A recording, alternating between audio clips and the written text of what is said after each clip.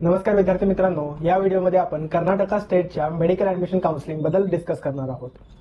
ते विद्यार्थी ज्या विद्यार्थ्यांचा स्कोर हा थोडासा बॉर्डरवरती आहे व महाराष्ट्रामध्ये ऍडमिशन मिळेल का नाही याची थोडीशी गॅरंटी वाटत नाही, तर अशा विद्यार्थ्यांनी कर्नाटका स्टेट काउन्सिलिंग मध्ये पार्टिसिपेट करणं हे खूप गरजेचं आहे। साधारणतः कर्नाटक स्टेटच्या काउन्सिलिंग प्रोसेसमध्ये जर आपल्याला पार्टिसिपेट करायचं असेल तर कर्नाटका एक्झामिनेशन ऑथॉरिटीच्या वेबसाईटवरती 2,500 रुपये ऍप्लिकेशन फी भरून तुम्ही या काउन्सिलिंग प्रोसेसमध्ये पार्टिसिपेट करू शकता। एमबीबीएसचा विचार करायला गेला तर जनरली महाराष्ट्रापेक्षा 20 मार्कांनी कमी हा कर्नाटक राज्याचा कट ऑफ दरवर्षी लागत असतो।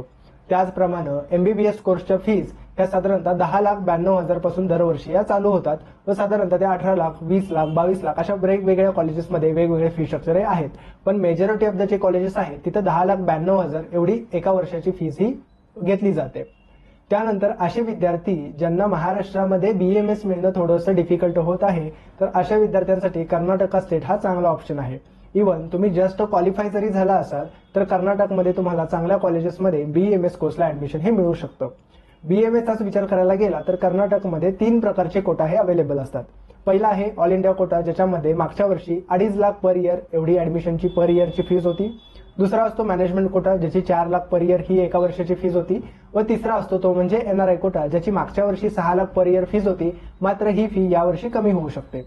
जर तुम्हाला कर्नाटक राज्यातील बॉर्डरच्या डिस्ट्रिक्ट्समध्ये ऍडमिशन घ्यायचं असेल तर साधारणतः तुमची जी एका वर्षाची फी असते ती साधारणतः 18 लाख ते 20 लाखाच्या आसपास जाते, जर तुमचा स्कोर साधारणतः 300च्या खाली येत असेल तर। मात्र जर तुमची इनसाइड कर्नाटकामध्ये ऍडमिशन घ्यायची तयारी असेल व तुमचं बजेट थोडंसं जर कमी असेल तर ज्या फी बॉर्डर एरियामध्ये 18 ते 20 लाखापर्यंत जातात त्याच फी तुमच्या साधारणतः 13 लाख, 14 लाख, 15 लाख एवढ्या ऍडजस्ट करून तुम्हाला पॅकेजेस हे दिले जातात।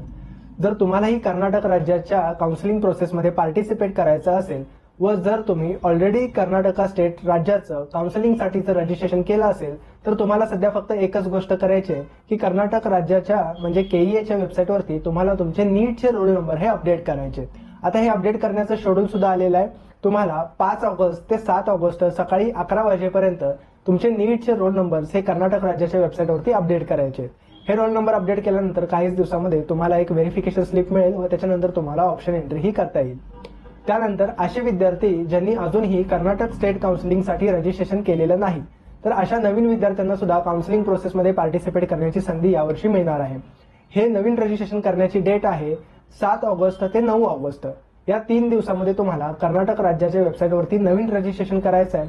नवीन रजिस्ट्रेशन करताना तुमच्यासोबत काय काय डॉक्युमेंट्स असणं गरजेचं आहे, तर पहिल्यांदा म्हणजे तुमचं आधार कार्ड, तुमच्या 10वीचं मार्कशीट आणि सर्टिफिकेट, त्यानंतर तुमचा 12वीचं मार्कशीट लागेल, नीटचं स्कोर कार्ड लागेल, तुमचा एक फोटो लागेल, तुमची सिग्नेचर लागेल व डाव्या हाताचा अंगठा व ऑनलाईन ऍप्लिकेशन फी जी की 2,500 रुपये असते। तर एवढ्या गोष्टी तुमच्याकडे ऑनलाईन ऍप्लिकेशन फॉर्म भरते वेळी असणं गरजेचं आहे।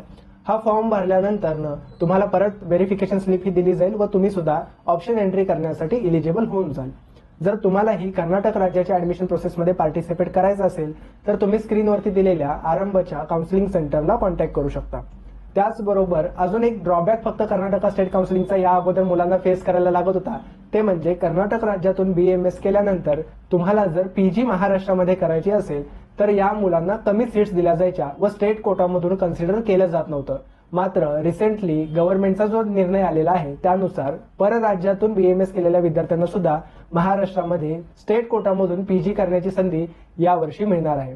सो कर्नाटका स्टेट हा काउन्सिलिंगमध्ये पार्टिसिपेट करण्यासाठी चांगला ऑप्शन आहे जर तुमचा स्कोर थोडासा कमी येत असेल व महाराष्ट्र राज्यामध्ये ऍडमिशन मिळत नसेल किंवा तुमचं बजेट जर कमी असेल तर कर्नाटक राज्यामध्ये कमी फीसमध्ये तुम्हाला चांगल्या कॉलेजेसमध्ये ऍडमिशन मिळू शकतात। अजून कर्नाटका स्टेटच्या काउन्सिलिंग बद्दल जर इन्फॉर्मेशन हवी असेल तर स्क्रीनवरती दिलेल्या हेल्पलाईन नंबरला तुम्ही कॉन्टॅक्ट करू शकता किंवा सांगलीच्या आरंभ करिअरच्या काउन्सिलिंग सेंटरला तुम्ही व्हिजिट करू शकता। थँक्यू।